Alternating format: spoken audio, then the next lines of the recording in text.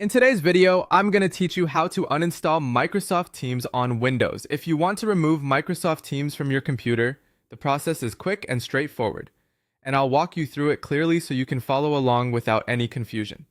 This is useful if you no longer use Teams, if you want to free up a little space, or if you plan to reinstall it later to fix issues.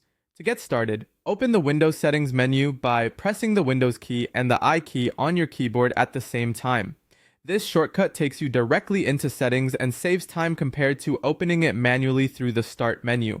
Once the settings window appears, look for the Apps section and select it. From there, choose Installed Apps. This area shows you the programs currently installed on your computer. Now that you're in the Installed Apps list, use the search bar to look for Microsoft Teams. Typing the name directly is the fastest way to find it, especially if you have a lot of applications installed.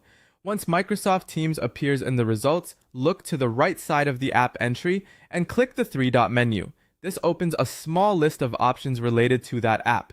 From that menu, select Uninstall. After you click it, Windows will ask you to confirm your choice. This extra confirmation step helps make sure you don't remove an app by mistake.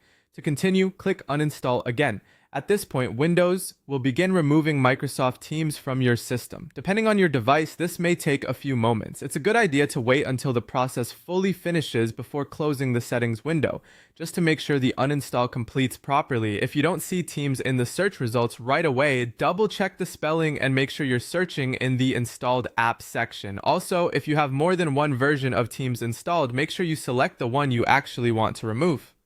And that's it. Once the uninstall process is complete, Microsoft Teams will no longer be installed on your Windows computer.